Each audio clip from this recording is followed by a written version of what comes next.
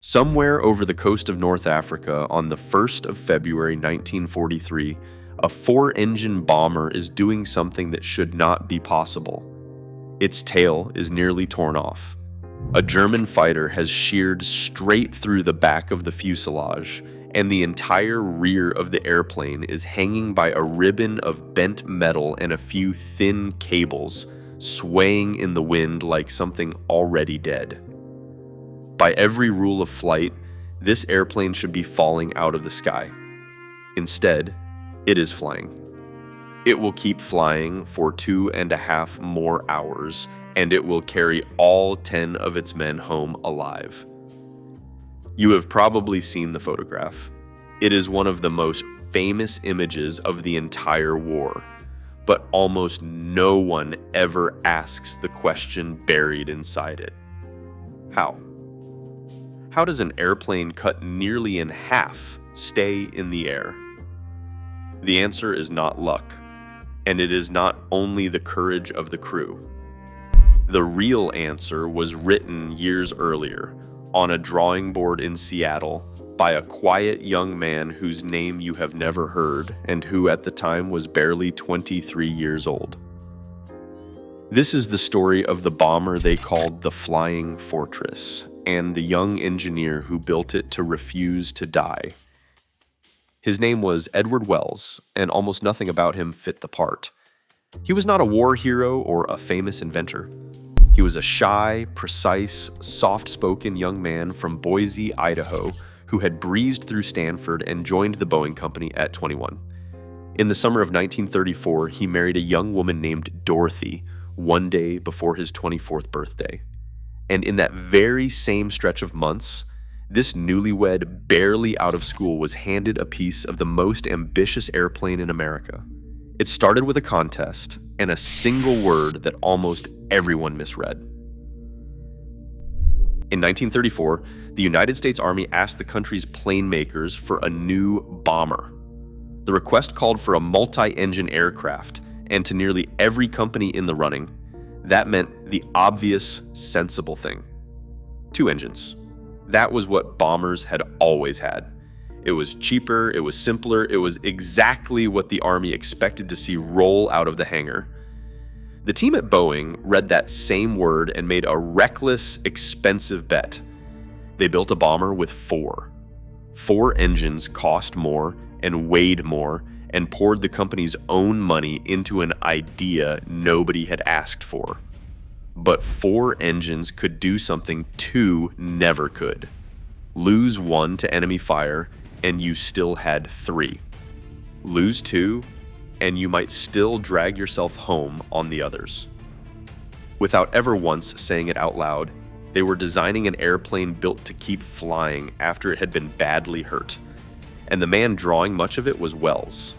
He shaped the prototype alongside a senior engineer, and their choices reached far past the engines. They gave the airplane an enormous tail, bigger than it strictly needed to be, to hold it steady in the thin air miles above the earth. They built a structure that spread every load across the whole airframe so that no single piece was ever asked to carry everything alone, so that the airplane could lose a part of itself and the rest would still hold. On paper, none of it looked dramatic. All of it was quietly about one thing: survival. Edward Wells was 23 years old, and he was designing an airplane to survive a war that had not started yet. When the prototype rolled out of the hangar, huge and silver and bristling with gun positions down its sides, a newspaperman took one look at it and called it a flying fortress. Boeing liked the sound of that so much they made the name their own.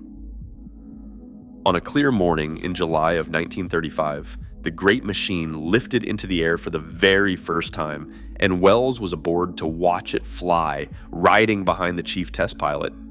It worked. It flew beautifully. For a few months, the wild bet looked like pure genius. And then, that October, it all turned to ash on a runway in Ohio.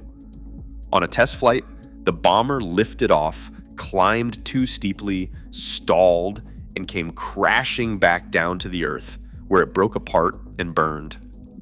The cause was almost unbearably small.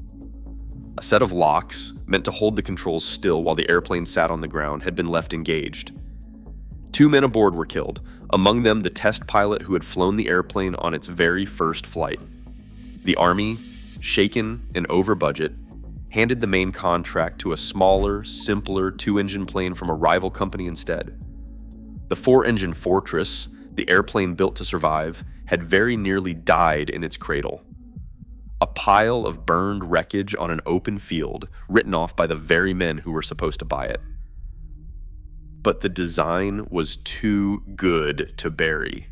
The Army quietly ordered a small handful of them anyway, just to keep the idea alive, and when the war finally came, the bomber that had almost been canceled became the spine of the entire American air campaign over Europe.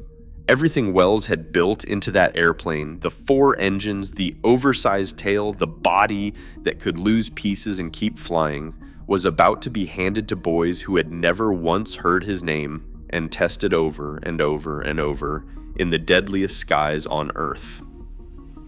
If you want more stories like this, the forgotten people standing behind the machines you already know, take a second and subscribe.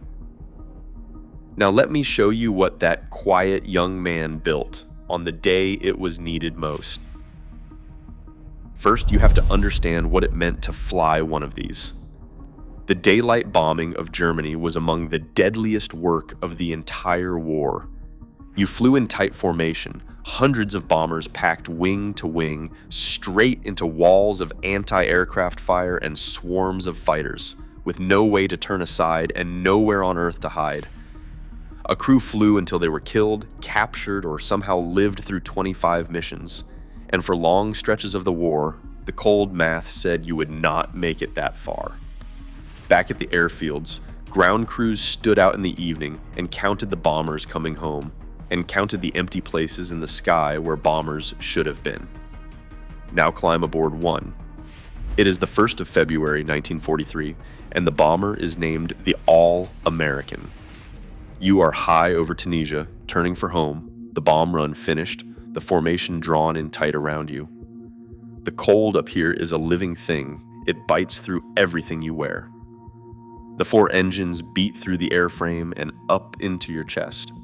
And you are watching the sky the way you have been taught to watch it, because the sky is where death comes from. Then it comes. A pair of German fighters drop onto the formation, and one of them turns straight toward your airplane, and in the last half second, something about it is wrong. It does not break away. The pilot is slumped behind the glass, maybe already dead, and the machine is no longer a fighter. It is a ton of falling metal, and it is coming for your tail. It hits. The whole bomber slams sideways. A fighter has just struck the back of your airplane at hundreds of miles an hour, tearing away a piece of it and ripping a long, jagged wound down the length of the rear fuselage. Up front, your pilot, a young lieutenant named Ken Bragg, feels the controls go loose and wrong in his hands. The nose wants to climb. The airplane wants to roll onto its back. He fights it level with his knees and his fists and nothing else, and he does not yet know how close to dead you all are. Then the word comes forward, and it is almost impossible to believe. Behind the waist of the airplane, the entire tail, with a gunner still trapped inside it, is hanging on by a strip of torn skin and a few thin cables. It is twisting in the wind. The men can see open sky through the gap where their airplane used to be.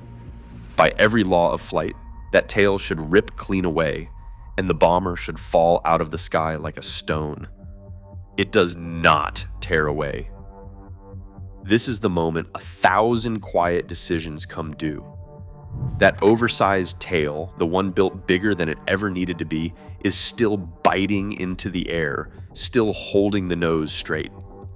The structure that spread the loads is still holding, because no single piece was ever asked to carry it all alone.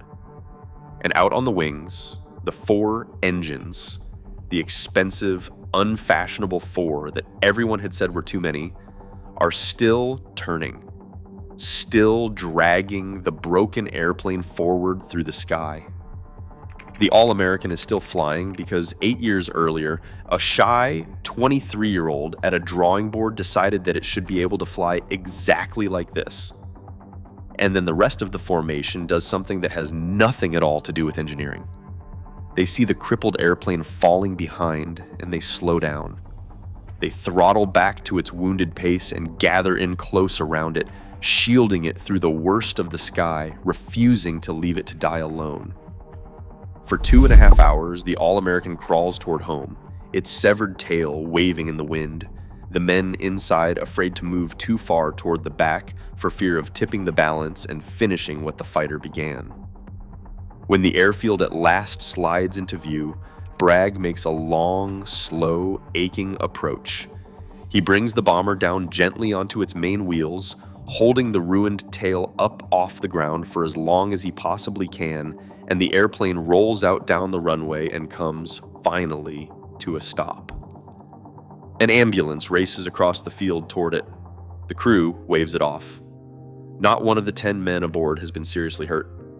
And then, as the last man steps down out of the wound in the airplane's side, the entire tail section, the one that had somehow held on across 2.5 hours and hundreds of miles of open sky, gently folds and sinks to the ground. It had stayed attached exactly as long as the men inside it needed it to, and not 1 second longer. The photographs the other crews took that day, an airplane flying impossibly with its tail dangling by a thread, became some of the most famous images of the entire war. People looked at them and could not understand how it was possible. But it was never a miracle. It was a decision. The Army had not even wanted this airplane. The men who flew it would owe it their lives. And every one of them who walked away from the All-American walked away because of choices made 8 years earlier and a continent away by a quiet young engineer most of them would never once hear of. And the All-American was only one of them. All through the war, B-17s came home that had no business still flying. They came back with engines dead and wings hanging in tatters, with whole noses blown away by flak, with so many holes the ground crews could see daylight straight through them. More than 12,000 flying fortresses were built, and again, in skies that killed tens of thousands of young men, the airplane did the one quiet thing it had been designed to do from the very beginning. It brought its crews home. The men who flew it trusted it with their lives and knew it by name. The man who drew it never flew a single mission. Edward Wells became Boeing's chief engineer before he was 33 and went on to shape the great airplanes that came after the war. One of his rivals, a brilliant designer at another company, would one day call him one of the last of the old-time engineers, a man who could hold an entire airplane in his head at once. And still, outside the walls of Boeing, almost no one ever knew his name. There are only a handful of B-17s left flying anywhere in the world today, kept in the air by people who refuse to let them be forgotten. Stand beneath one and look up, and you can see all of it. The 4 engines, the great tall tail, the broad and heavy body. It is not a graceful airplane. It was never meant to be. It was meant to be hit and keep flying and bring its boys back down to the ground.